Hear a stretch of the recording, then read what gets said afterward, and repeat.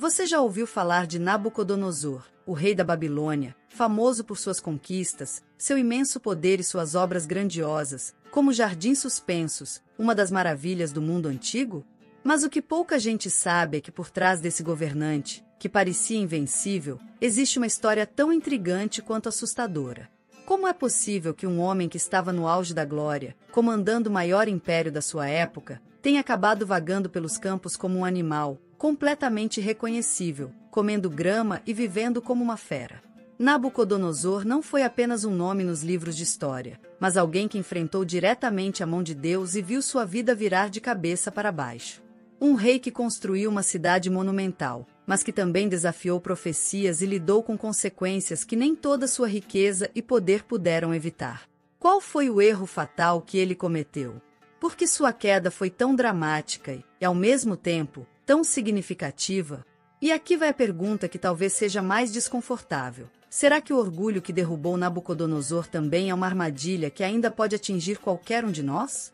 Acredite, a história dele não é só sobre o passado, é sobre algo que pode estar acontecendo hoje, agora, e que talvez você nunca tenha percebido. Então, prepare-se para mergulhar nessa jornada cheia de poder, orgulho e redenção. A vida de Nabucodonosor vai te surpreender de maneiras que você nunca imaginou. Nabucodonosor surge nas Escrituras como o poderoso rei da Babilônia, um dos maiores impérios do mundo antigo. Sua história começa no livro de Daniel, mas suas ações ecoam por várias partes da Bíblia. Ele era um líder estratégico, conhecido por sua força militar e habilidade política. Foi sob seu comando que a Babilônia conquistou Jerusalém, marcando um dos momentos mais impactantes do Antigo Testamento. No segundo livro dos Reis, capítulo 24, é descrito como Nabucodonosor marchou contra Jerusalém, cercou a cidade e, finalmente, a tomou. Ele deportou o rei Jecônias para a Babilônia, junto com os nobres e os artesãos, deixando apenas os mais pobres na terra. Essa ação consolidou o domínio babilônico e começou o período do exílio, um dos eventos mais marcantes da história do povo de Israel. Em Jeremias 25, é dito que Deus permitiu que Nabucodonosor agisse como um instrumento de punição contra o povo por seus pecados. Porém, Nabucodonosor não se limitava apenas à guerra. Ele era também um grande construtor. A Babilônia, sob seu reinado, tornou-se uma das cidades mais magníficas da antiguidade. É atribuído a ele a construção dos famosos Jardins Suspensos, uma das 7 maravilhas do mundo antigo. A Bíblia não menciona diretamente os jardins, mas nos ajuda a entender o caráter de Nabucodonosor como um rei que buscava grandeza em todas as áreas. Ainda no início do livro de Daniel, capítulo 1, conhecemos a história dos jovens israelitas levados cativos para a Babilônia. Entre eles estavam Daniel, Ananias, Misael e Azarias, que foram treinados para servir no palácio do rei. Nabucodonosor queria que esses jovens assimilassem a cultura babilônica, mas eles permaneciam fiéis ao Deus de Israel. Esse evento destaca um traço importante do caráter do rei. Ele respeitava a inteligência e a habilidade, mas exigia total lealdade ao seu reino e aos seus deuses. Assim, Nabucodonosor começa sua trajetória como um rei temido e admirado, um governante que parecia estar no auge do poder. Mas, como veremos, esse poder absoluto logo se tornaria o palco de grandes lições e humilhações que marcaram sua vida para sempre. Nabucodonosor, no auge de seu reinado, enfrentou um mistério que abalaria sua confiança, um sonho perturbador que ninguém conseguia explicar. Esse episódio, narrado no livro de Daniel, capítulo 2, revela a tensão entre o poder absoluto do rei e a limitação humana diante do desconhecido. Ele teve um sonho tão inquietante que seu espírito ficou perturbado e ele perdeu o sono. Na tentativa de entender a visão, Nabucodonosor convocou os magos, encantadores, feiticeiros e os caldeus, exigindo que interpretassem o sonho. Mas havia um detalhe que tornava a tarefa impossível: o rei se recusava a revelar o conteúdo do sonho. Ele queria que seus sábios não apenas desvendassem o significado, mas também lhe dissessem o que ele havia sonhado. A tensão crescia no palácio, e os caldeus, temendo a ira do rei, admitiram sua incapacidade. Eles disseram: não há sobre a terra um homem que possa revelar isto ao rei, pois nenhum grande rei jamais pediu semelhante coisa a um mago, encantador ou caldeu. Nabucodonosor, furioso com o que interpretou como traição ou incompetência, ordenou que todos os sábios da Babilônia fossem executados. Esse decreto ameaçava também Daniel e seus amigos, que viviam sob a proteção divina. Daniel, no entanto, agiu com sabedoria e pediu ao rei mais tempo, confiando que o Deus de Israel lhe revelaria tanto o sonho quanto sua interpretação. Ele reuniu Ananias, Misael e Azarias para orarem juntos, clamando pela misericórdia divina. A resposta veio durante a noite, quando Daniel teve uma visão que lhe revelou o mistério. Com coragem, ele se apresentou diante do rei e disse: "Não há sábio, nem encantador, nem mago, nem astrólogo que possa revelar ao rei o mistério que lhe preocupa. Mas há um Deus no céu que revela os mistérios." Então Daniel contou ao rei seu sonho: uma imensa estátua, com cabeça de ouro, peito e braços de prata, ventre e coxas de bronze, pernas de ferro e pés misturados com ferro e barro. Ele explicou que a estátua representava os reinos da terra, começando pelo império de Nabucodonosor, simbolizado pela cabeça de ouro. Mas também revelou o que viria depois: um pequeno pedaço de rocha, cortado sem intervenção humana, que destruiria a estátua, simbolizando o reino eterno de Deus que prevaleceria sobre todos os reinos humanos. Ao ouvir a interpretação, Nabucodonosor ficou maravilhado e prostrou-se diante de Daniel, reconhecendo o poder do Deus de Israel. Ele exaltou Daniel, promovendo-o a uma posição de grande influência na Babilônia, e elevou também seus amigos. Nesse momento, o rei parecia ter entendido a limitação de seu poder diante do divino, mas sua arrogância ainda o impediria de uma transformação real. A glória de Nabucodonosor permanecia intocável aos olhos do mundo, mas agora ele começava a perceber que havia algo maior que seu reino e sua coroa. Mal sabia ele que os eventos seguintes testariam de forma ainda mais dramática sua fé, seu orgulho e sua própria humanidade. A experiência do sonho interpretado por Daniel deixou marcas profundas no rei, mas não o suficiente para mudar completamente seu coração. Ele reconheceu momentaneamente o poder do Deus de Daniel, mas sua confiança em sua própria glória e no esplendor de sua Babilônia continuava a dominar sua visão de mundo. A estátua do sonho simbolizava algo maior do que Nabucodonosor podia compreender plenamente naquele momento: a fragilidade dos reinos terrenos e a supremacia do reino de Deus. Ainda assim, o rei não abandonou sua obsessão por controle e poder. O homem que havia reconhecido a sabedoria de Daniel e a grandeza de seu Deus logo voltaria à sua postura autoritária, acreditando que poderia moldar o destino segundo sua própria vontade. Essa tensão entre reconhecer o divino e reafirmar o próprio orgulho marca um momento crucial na jornada de Nabucodonosor. Ele estava em uma encruzilhada que definiria o restante de sua história. O sonho interpretado era mais do que uma visão, era um aviso, uma chance de transformação que, por enquanto, seria deixada de lado. Com esse evento, a relação entre Nabucodonosor e o Deus de Israel começava a ser construída, mas o caminho que ele escolheria seguir ainda seria carregado de desafios e reviravoltas que demonstrariam como o orgulho precede a queda, mesmo para o mais poderoso dos reis. Mesmo após reconhecer o poder do Deus de Daniel, Nabucodonosor continuava lutando com seu orgulho. Ele viu a interpretação do sonho como um reconhecimento de sua supremacia, focando mais na cabeça de ouro do que na mensagem de que seu reinado era apenas temporário. Essa cegueira espiritual o levou a tomar uma decisão que testaria tanto sua arrogância quanto a fé dos servos de Deus. No auge de sua soberba, o rei mandou erguer uma imensa estátua de ouro, com cerca de 27 metros de altura e 2,7 metros de largura, na planície de Dura, como relatado no livro de Daniel, capítulo 3. Era um monumento à sua glória, uma declaração de que seu reino era eterno e invencível, contrariando a visão que Deus lhe havia dado. Ele convocou todos os governantes, líderes e pessoas influentes de seu reino para a cerimônia de dedicação da estátua. A ordem era clara e inegociável. Ao som de trombetas, flautas e outros instrumentos, todos deveriam se prostrar e adorar a estátua. Quem desobedecesse seria lançado imediatamente em uma fornalha ardente. A ameaça era um reflexo do poder absoluto de Nabucodonosor, mas também de sua insegurança. Ele precisava que seu povo confirmasse sua autoridade, mesmo que por meio do medo. No entanto, entre a multidão, 3 jovens hebreus, Ananias, Misael e Azarias, conhecidos por seus nomes babilônicos Sadraque, Mesaque e Abednego, recusaram-se a se curvar. Eles eram servos do Deus Altíssimo e não poderiam adorar outra coisa além dele. Sua decisão corajosa rapidamente chegou aos ouvidos do rei, provocando uma explosão de fúria. Ele ordenou que os 3 fossem trazidos à sua presença e lhes deu uma última chance para obedecer, questionando sarcasticamente: Quem é o Deus que poderá livrá-los das minhas mãos? A resposta deles foi firme e inesquecível. Se o nosso Deus, a quem servimos, quiser nos livrar, ele nos livrará da fornalha ardente das suas mãos, ó rei. Mas, se não o fizer, fique sabendo, ó rei, que não serviremos aos seus deuses, nem adoraremos a imagem de ouro que o Senhor mandou erguer. Enfurecido, Nabucodonosor ordenou que a fornalha fosse aquecida 7 vezes mais que o normal. Os 3 jovens foram amarrados e jogados no fogo, enquanto as chamas eram tão intensas que mataram os guardas que os lançaram. O que aconteceu a seguir marcou um dos momentos mais extraordinários da história de Nabucodonosor. O rei, que assistia ao evento de perto, levantou-se de repente, atônito, e perguntou aos seus conselheiros: "Não foram 3 homens que lançamos amarrados dentro do fogo?" Eles confirmaram, mas o rei continuou: "Vejam, eu vejo 4 homens andando soltos no meio do fogo, e eles não estão feridos, e o quarto tem a aparência de um filho dos deuses."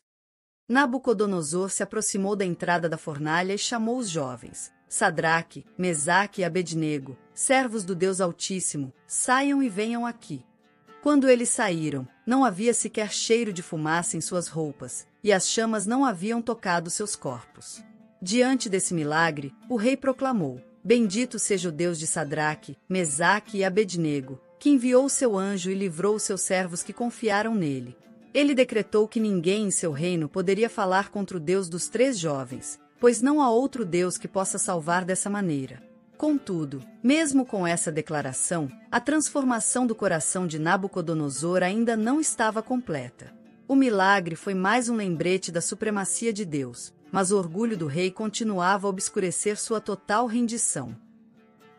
Apesar de todos os sinais e milagres que Nabucodonosor testemunhou, seu coração continuava endurecido pela arrogância.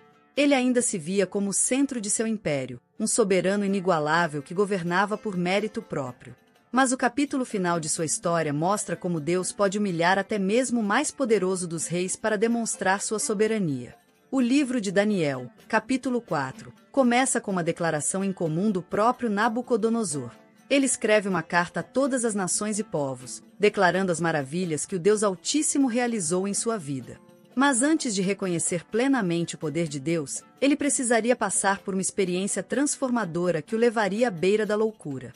Certo dia, Nabucodonosor teve outro sonho perturbador. Ele viu uma árvore gigantesca no meio da terra. Sua altura alcançava os céus, e seus ramos se estendiam para os confins da terra. A árvore era bela e cheia de frutos, fornecendo alimento e abrigo para todos os seres vivos. No entanto, um mensageiro celestial desceu do céu e proclamou: "Cortem a árvore e destruam seus ramos, mas deixem o toco e suas raízes, presos com ferro e bronze, no meio do campo.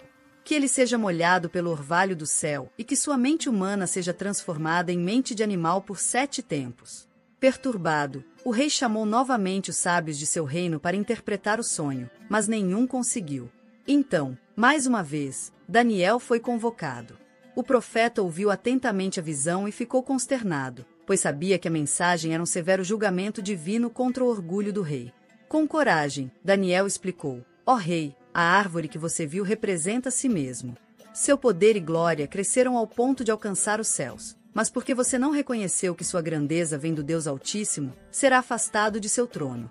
Você viverá entre os animais, comendo capim como boi, até que reconheça que o Altíssimo domina sobre os reinos humanos e dá a quem ele quer." No entanto, o toco e as raízes deixados significam que seu reino será restaurado quando você se humilhar diante de Deus. Daniel ainda aconselhou o rei: "Abandone seus pecados e pratique a justiça. Mostre misericórdia para com os oprimidos. Talvez assim o seu período de prosperidade se prolongue." Mas Nabucodonosor, como antes, ignorou o aviso. 12 meses depois, o rei caminhava pelo terraço do Palácio Real, admirando a grandiosidade de Babilônia. Ele exclamou: "Não é esta grande Babilônia que eu construí, como residência real, com meu imenso poder e para a glória da minha majestade?" Mal havia terminado de falar, uma voz veio do céu: "Ó rei Nabucodonosor, a sua autoridade real lhe foi tirada. Você será expulso do meio dos homens e viverá com os animais até que reconheça que o Altíssimo governa sobre os reinos humanos." Imediatamente, a palavra se cumpriu. Nabucodonosor perdeu sua sanidade e foi afastado de seu trono. Ele viveu como um animal, comendo capim no campo e molhado pelo orvalho do céu. Seu cabelo cresceu como penas de águia, e suas unhas como garras de pássaros. Esse estado de humilhação durou 7 anos, um período em que Deus o ensinou a verdadeira fonte do poder e da glória. No fim daquele tempo, Nabucodonosor levantou os olhos para o céu, e sua sanidade foi restaurada.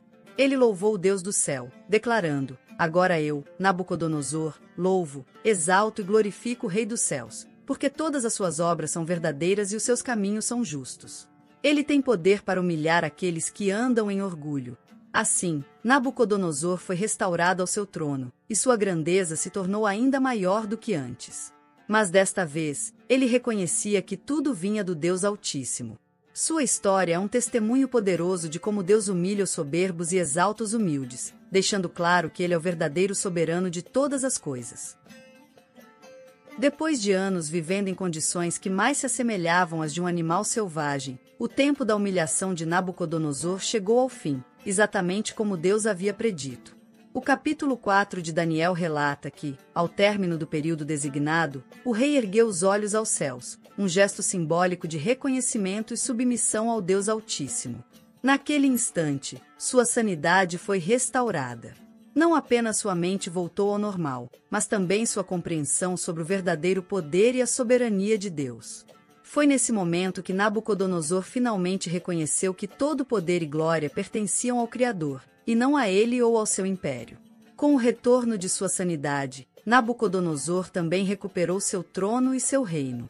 As Escrituras nos dizem que sua majestade e esplendor foram restaurados, talvez até com mais glória do que antes. Ele testemunhou como Deus não apenas castiga, mas também restaura os que se arrependem genuinamente. A experiência transformou o outrora orgulhoso rei em alguém que exaltava a justiça e a bondade do Altíssimo. Ele declarou: Agora eu, Nabucodonosor, louvo, exalto e glorifico o Rei dos céus, porque todas as suas obras são verdadeiras e os seus caminhos são justos. Ele tem poder para humilhar aqueles que andam no orgulho. Esse testemunho de Nabucodonosor não foi apenas uma declaração pessoal, mas também uma mensagem ao mundo. Ele escreveu e proclamou sua experiência para que todas as nações, povos e línguas soubessem da grandeza do Deus do céu. É impressionante pensar como Deus usou a vida desse monarca pagão para transmitir uma verdade eterna, que a soberania divina está acima de qualquer trono terrestre, e que o orgulho humano é insignificante diante do poder celestial. Assim, Nabucodonosor encerrou sua vida como um homem transformado, consciente de sua pequenez diante do Altíssimo. Sua história não é apenas sobre o poder, a queda e a restauração de um rei, mas também um convite à reflexão sobre como todos nós, em algum momento, somos confrontados com nossas limitações. Nabucodonosor nos deixa uma lição eterna. A verdadeira grandeza vem do reconhecimento de que tudo pertence a Deus.